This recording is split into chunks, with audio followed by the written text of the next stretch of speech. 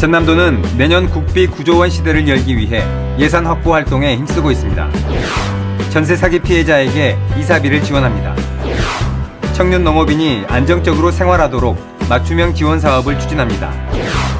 전남도는 도내 전체 소 67만 마리에게 긴급 백신 접종을 모두 끝마쳤습니다. 여러분 안녕하십니까? 생명의 땅 으뜸 전남 도종뉴스입니다.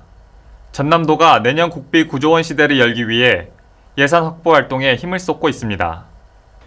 김 지사는 지난 9일 국회 지도부와 면담하고 2024년 정부 예산안에 반영된 8조 6천억 원보다 4천억 원 이상 증액을 목표로 총력전을 펼치고 있습니다.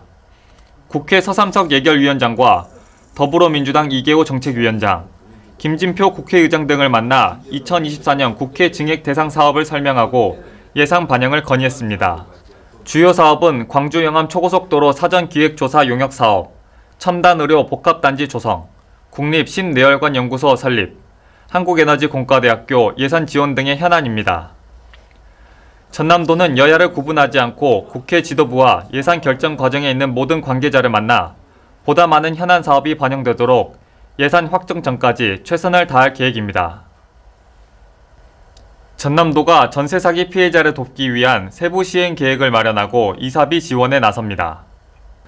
도는 전세 사기 피해자에게 최대 100만 원 범위 안에서 이사비를 지원합니다. 전세 사기 피해자는 전남에 주소를 둔 주택으로 이사한 후 전입신고 증빙 서류를 접수하면 됩니다. 전남도는 또 전세 사기 관련 무료 법률 상담 서비스도 제공할 방침입니다. 전남도가 청년 농업인이 안정적으로 생활할 수 있게 맞춤형 지원 사업을 추진합니다. 도는 오는 2024년 1월부터 12월까지 1년 동안 청년층의 농촌 유입과 안정적인 영농 정착을 위해 전남형 영농혁신 프로젝트를 추진하기로 했습니다. 도는 총 사업비 30억 원을 투입해 스마트팜 조성과 함께 주거공간, 문화시설 등을 확충해 스마트 청년 농업인 10,000명을 육성할 계획입니다. 지난해 전남 지역의 청년 농업인은 32,000여 명으로 전체 농업인의 11.1%를 차지했습니다.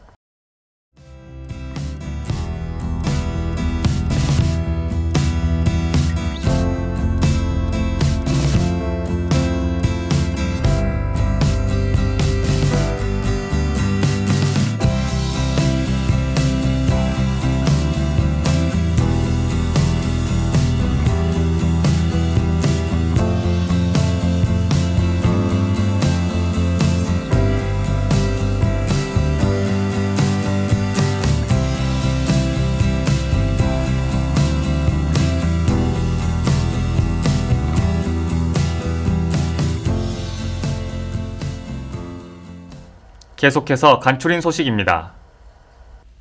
김용록 전라남 도지사는 지난 7일 도청 왕인실에서 열린 정례조회에서 최근 대형 메가 이벤트를 성공적으로 개최해 경제 효과는 물론 미래 100년을 준비하는 데 자신감을 갖게 됐다고 평가했습니다.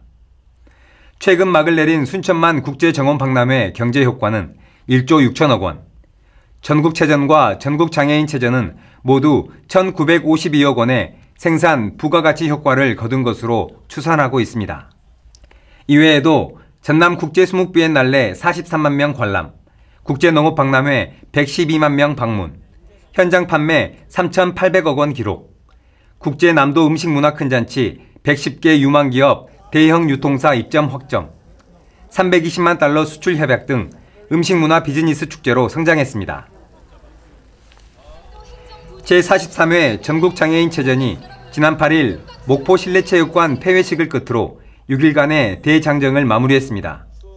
14년 만에 전남에서 다시 열린 이번 전국장애인체전은 장애를 극복하고 한계를 뛰어넘는 스포츠 대축제로 전국 17개 시도 선수단과 재미 해외 동포 선수단 등 역대 가장 많은 만여 명이 참가했습니다.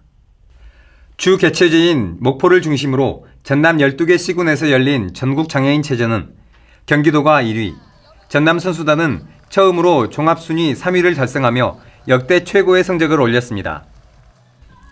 전남도는 최근 막을 내린 전남 도민의 날 행사장에서 만원주택을 홍보해 좋은 반응을 얻었습니다. 전남형 만원주택 사업은 청년, 신혼부부 맞춤형 주거정책으로 단돈 10,000원으로 내 집 마련의 꿈을 실현하는 획기적인 정책으로 평가를 받고 있습니다. 전남도는 전남형 만원주택 전담팀을 구성해 조기 착공을 추진하고 있으며 2026년부터 첫 입주를 시작할 계획입니다. 한국전쟁 73주기를 맞아 한국전쟁 전후 민간인 희생자 전라남도 합동추모제가 영암군민회관에서 열렸습니다. 유족과 주민 등 500여 명이 참석한 이번 추모제는 전통 제례와 진혼무, 그리고 추모사와 유족 사연 순으로 진행됐습니다. 김용록 전라남도지사는 추모사를 통해 민간인 희생자 실태조사와 추모사업을 내실 있게 펼치겠다고 말했습니다. 지금까지 진실화해위원회 1기와 2기를 통해 전남도에서는 87건 8,906명의 희생자에 대한 진실규명이 이루어졌고 제2기 진실화해위원회 진실규명조사는 내년 5월 26일 마무리될 예정입니다.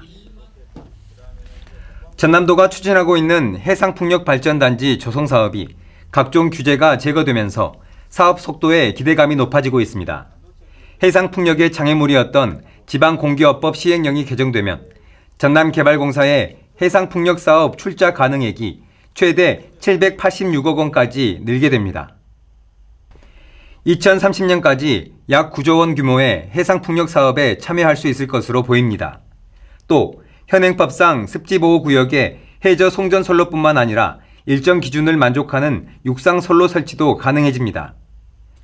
국방부가 공군 규정을 내세워 풍력발전기 높이를 152m 이하로 제약했던 문제도 해결 가능성이 높아져 대형화 추세인 해상풍력발전기 보급이 가능해지게 됐습니다.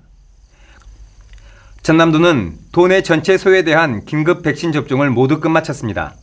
서해안을 포함한 위험지역 10개 시군부터 백신 접종을 시작해 도내 소 전체 67만 마리에 대한 접종을 모두 마무리했습니다. 도는 백신 접종 3주 뒤 항체가 형성됐는지 모니터링을 진행할 방침입니다. 이어서 정보마당입니다. 전남도는 취약계층과 소상공인을 위해 동절기 도시가스 요금 부담을 덜어줍니다.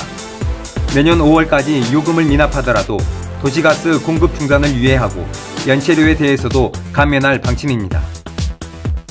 전남도와 전남신용보증재단은 소상공인 특별이자 지원 사업을 추진합니다.